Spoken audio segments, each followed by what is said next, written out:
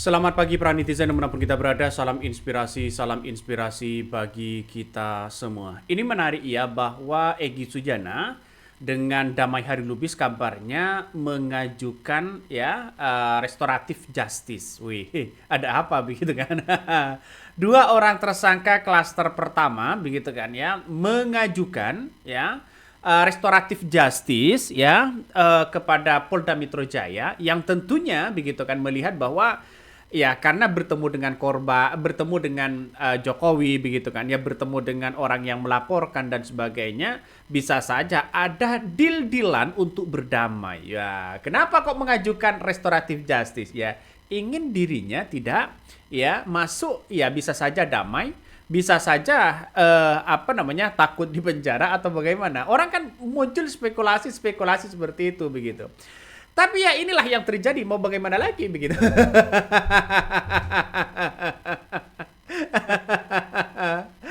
Nih, dua orang tersangka kasus tudingan ya ijazah palsu Jokowi ya mengajukan restoratif justice ya dan itu disampaikan oleh pihak kepolisian begitu kan. Nah, setelah itu ya memang pertemuan-pertemuan ini sangat alot sekali begitu kan, membawa dampak sekaligus begitu kan ya positif kepada Egy Sujana sendiri begitu setelah mengatakan bertemu dengan Jokowi, minta maaf dengan Jokowi, bisa saja ini adalah merupakan damai begitu kan ya, bisa saja seperti itu begitu. Tapi publik masih bertanya-tanya begitu kan, kenapa kok tiba-tiba Egy Sujana ini begitu langsung tancap gas untuk minta damai dan minta maaf kepada Jokowi? Bukankah dia yang pertama kali keluar-keluar soal dugaan ijazah palsu begitu kan?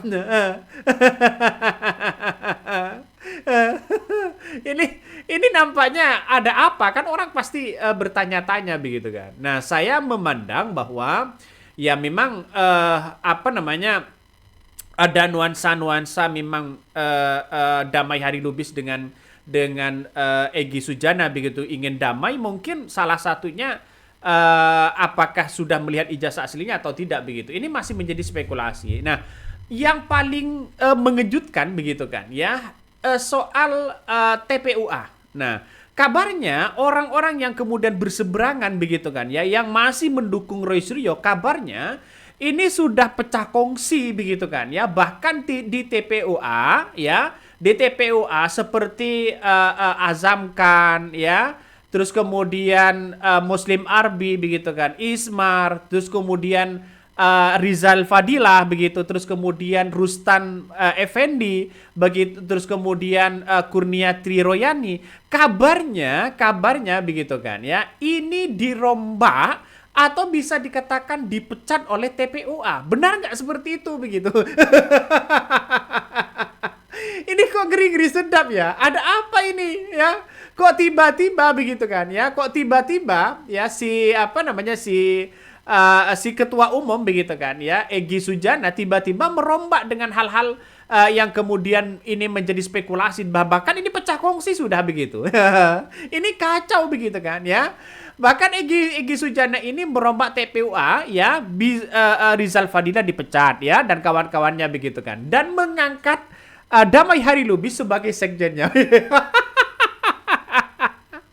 Ternyata tidak tahan mereka dengan gempuran-gempuran Jokowi begitu. Artinya secara tidak langsung, kenapa kok harus dipecat? Bukankah seperti Azam Khan ya, seperti Rizal Fadilah kan punya peran penting untuk membesarkan TPUA. Kenapa sekarang kok dibuang? Ada apa? lucu begitu kan. Kok sebegitu ngerinya begitu ya? Kok sebegitu ngerinya Egy Sujana begitu kan? Ya, coba kita baca begitu. Coba kita baca ya.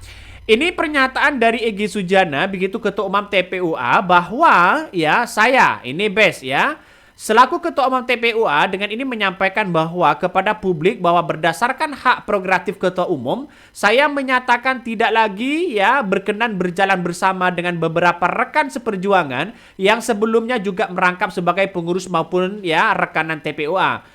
Keputusan ini diambil setelah mempertimbangkan kondisi internal organisasi yang tidak lagi harmonis, tidak komunikatif, serta tidak sejalan dengan garis perjuangan TPUA. Mungkin sudah keluar grup ya. Atau bagaimana begitu. Yang paling mengejutkan di situ adalah ya apa yang disampaikan ya dalam klarifikasi ini begitu. Salah satunya coba kita baca ini. Salah satunya adapun pihak-pihak yang dinyatakan tidak lagi bersama TPUA, berarti kan dipecat begitu oleh Egy Sujana begitu kan. Ini saudara Azam Khan. Ini dihentikan dari jabatan sekretaris TPUA. Terus kemudian Sadari Muslimah Arbi dihentikan dari posisi PLT Ketua TPUA. Saudara Ismar diberhentikan dari kepengurusan TPUA yang sebelumnya ditunjuk sebagai sekretaris jenderal ya, pengganti ya, saudara Azam Khan. Lalu kemudian saudari Kurnia Trioriani dihentikan dari status ya, rekanan TPUA.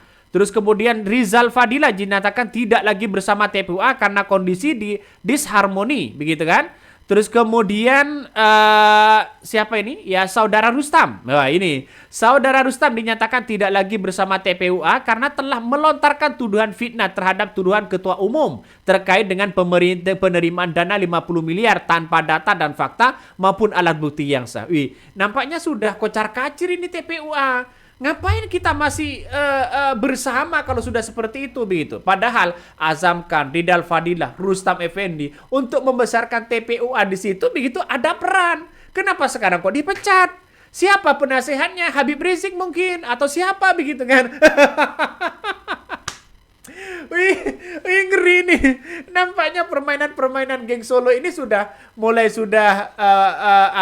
cukup sukses mengacak-acak TPUA begitu kan. Tapi klaster kedua Roy Suryo, Dr. Tifa dan Rismon tidak pernah gentar sedikit pun ya menghadapi soal dugaan ijazah palsu ini.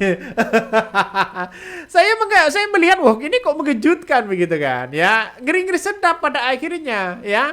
Pernyataan-pernyataan ini sudah disampaikan melalui tertulis begitu kan ya oleh ketua umum TPUA tersebut begitu. Banyak muncul narasi-narasi begitu kan di berbagai media. Coba kita baca ya komentar-komentar dari netizen. Ini memang organisasi yang benar bisa mudah saja ketumnya pecat anggotanya. Jadi ya Egy Sujana ke Solo atas nama TPUA kah? Kok sekjen wakilnya nggak diberitahu? Ini salah satu komentar netizen ya. Artinya ini cukup sukses setelah mengacak-ngacak TPUA begitu kan ya. Pada akhirnya Habib Rizik juga pusing ini.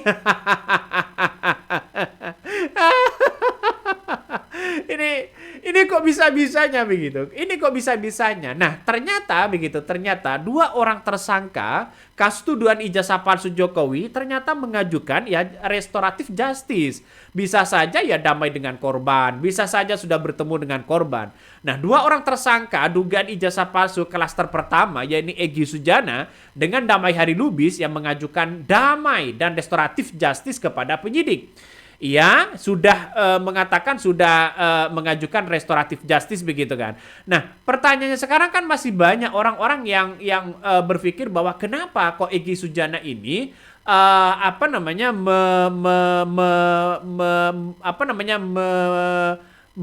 mengajukan ya restoratif justice. Ada apa begitu? Kalau tidak damai dengan Jokowi buat apa? Kan itu logikanya. Walaupun secara terang benderang bahwa di depan publik bahwa Egy Sujana masih beralasan A, beralasan AB dan sebagainya, tapi publik sudah tahu bahwa Egy Sujana itu sudah merapat ke Jokowi. Artinya dia sudah bersama dengan Jokowi begitu kan. Orang kan pasti menduga seperti itu begitu karena sudah damai dengan Jokowi. Nah, ini mungkin apa ini bagian dari strategi Egy Sujana atau bagaimana? Orang pasti mempertanyakan itu begitu. Ini kan ngeri-ngeri sedap pada akhirnya. Ternyata kata netizen tidak tahan menjadi oposisi. Ini banyak sekali ya kritikan-kritikan dari netizen begitu. Banyak sekali kritikan-kritikan dari netizen. Tapi inilah bagian dari kekuatan dari Roy Suryo mungkin sudah semakin menurun begitu. Kenapa mengatakan seperti itu?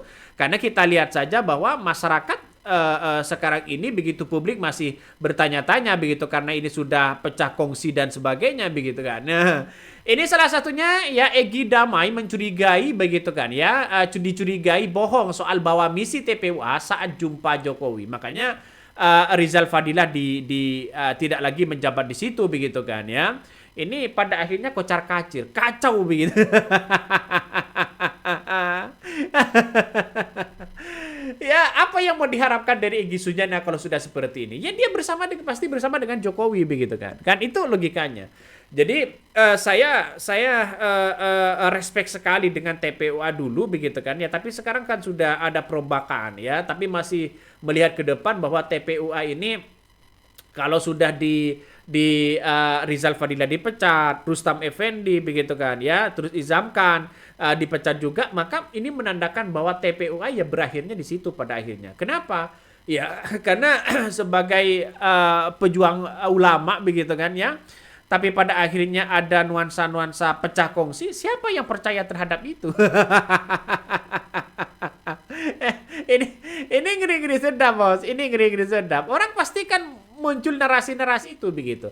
Apalagi Egy Sujana ini memberikan buku kepada Jokowi. Nah, ini menjadi spekulasi. Bahkan seorang Jokowi dipuji bahwa orangnya cerdas, ya, pemberani, ya. Ini ini justru melihat bahwa Egy Sujana sudah bersama dengan Jokowi begitu. Itu aja sih sebenarnya.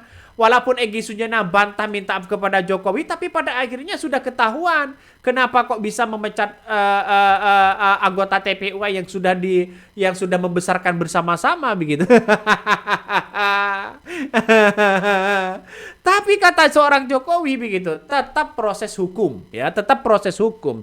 Minta maaf ya minta maaf begitu, nggak ada masalah, itu urusan pribadi kabarnya. Tapi ya, saya yakin bahwa ini akan dimaafkan oleh seorang Jokowi begitu kan ya, dan membela soal ijazah Jokowi. Dan pada akhirnya pertarungan politik di situ tidak lagi adalah pendukung-pendukung Jokowi yang selama ini getol untuk memperjuangkan ijazah aslinya, tapi Egy Sujana sebagai perwakilan saja begitu kan.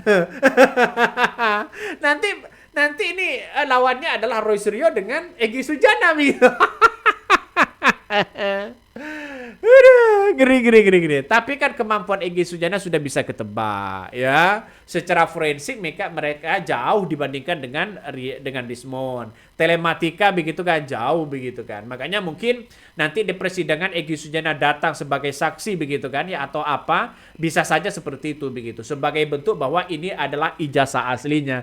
Tapi ya saya berharap bahwa Roy Suryo tetap menjadi posisi ya, tidak tergiur dengan hal-hal yang kemudian ditawari sana sini begitu kan. Karena begitu banyak yang kemudian ada tawaran ini, tawaran itu begitu, kata Husainudin begitu sebagai pengacara Roy Suryo, ada nuansa-nuansa bersifat finansial begitu kan ya. Misalnya seperti ditawari uang ratusan miliar. Ini kan ngeri-ngeri sedap. Oke, begitu yang kami sampaikan ya. Tonton terus di channel Honda Podcast Rakyat ini, jangan lupa di subscribe.